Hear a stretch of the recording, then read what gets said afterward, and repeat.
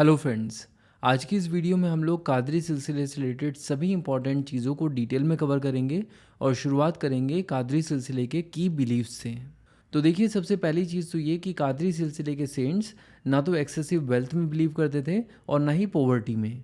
ये बिलीव करते थे मॉडरेशन में। इसके अलावा कादरी सिलसिले के लोग ऑर्थोडॉक्स भी नहीं थे और ये नॉन मुस्लिम्स के प्रति भी काफ़ी ज़्यादा टॉलरेंट थे। और अगर पूछा जाए कि इंसान और भगवान के बीच के रिलेशन को ये किस तरह से देखते थे, तो यहाँ पर ये बिलीव करते थे वहदत अल वजूद के कंसेप्ट में, यानी यूनिटी ऑफ एग्जिस्टेंस, या कहें कि यूनिटी ऑफ बीइंग के कॉन्सेप्ट में। इसका मतलब ये है कि ये इस चीज़ में मानते थे कि सिर्फ एक ही चीज़ है जो एग्जिस्ट करती है और वो है अल्लाह, और ये जो पूरा का पूरा यूनिवर्स है ये अल्लाह का ही मैनिफेस्टेशन है।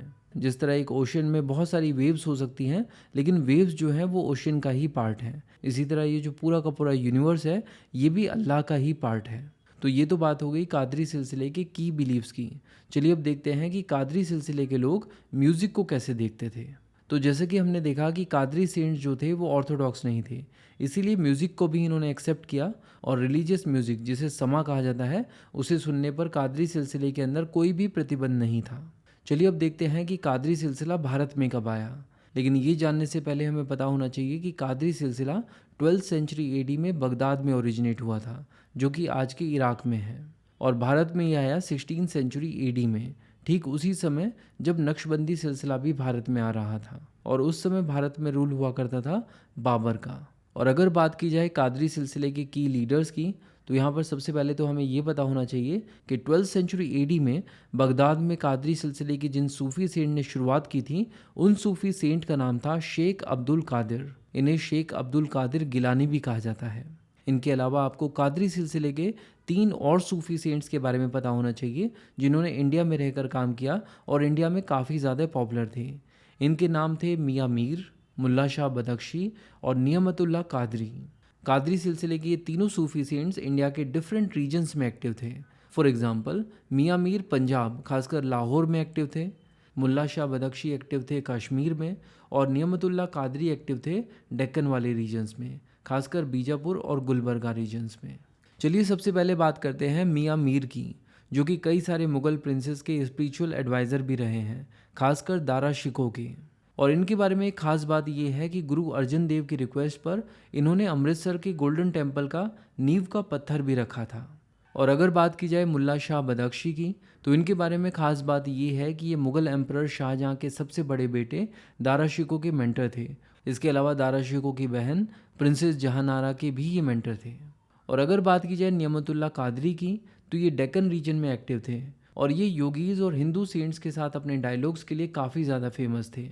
इनफैक्ट कहा जा सकता है कि योगीज़ और हिंदू सेंट्स के साथ अपने डायलॉग्स के थ्रू ये साउथ इंडिया में भक्ति मूवमेंट और सूफी मूवमेंट के बीच में एक ब्रिज का काम कर रहे थे। तो ये तो बात हो गई कादरी सिलसिले के की लीडर्स की। चलिए अब देखते हैं कि कादरी सिलसिले के स्टेट यानी रूलिंग क्लास के साथ कैसे रिलेशंस थे। तो यहाँ पर सबसे पहले तो हमें ये समझना चाहिए कि कादरी सिलसिला जो है वो इंडिया में चिश्ती सिलसिला और सुहरावर्दी सिलसिला से काफ़ी ज़्यादा लेट आया, और इसीलिए इनकी जो भी प्रेजेंस इंडिया में उस समय रही हो, उस समय इनका दिल्ली सल्तनत के सुल्तानों के ऊपर ज़्यादा इन्फ्लुएंस नहीं था। बट मुग़ल रूल के दौरान इनका इन्फ्लुएंस काफ़ी तेज़ी से बढ़ रहा था। इनफैक्ट अकबर और जहांगीर इनकी काफ़ी ज़्यादा रेस्पेक्ट किया करते थे, और मुग़ल प्रिंसेस जहानारा और उनके भाई दारा शिकोह तो इनके डिसाइपल ही बन गए थे। लेकिन औरंगज़ेब के रूल के दौरान सिचुएशन वापस से बदलती नजर आई, और वो इसलिए क्योंकि औरंगज़ेब जो था वो एक सुन्नी ऑर्थोडॉक्स था और कादरी ऑर्डर का जो व्यू पॉइंट था वो अनऑर्थोडॉक्स था। तो औरंगज़ेब इनको ज़्यादा पसंद कर भी नहीं रहा था, और इसी के चलते इनका जो रॉयल पैट्रोनेज था वो भी काफ़ी डिक्लाइन हुआ औरंगज़ेब के समय में। चलिए अब बात करते हैं कादरी सिलसिले की इंडिया में ज्योग्राफिकल प्रेजेंस की।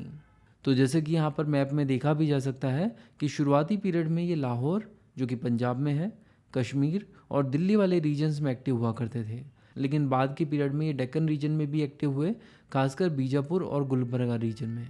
तो इसी के साथ हम कह सकते हैं कि कादरी सिलसिले से रिलेटेड सभी इंपॉर्टेंट डिटेल्स को हम लोगों ने कवर कर लिया है। इंडिया की हिस्ट्री, इंडियन पॉलिटी और इंडियन इकोनॉमी को कवर करने के लिए बुक्स ताबा की प्लेलिस्ट को फॉलो कीजिए। Thank you so much for watching and supporting books Taba.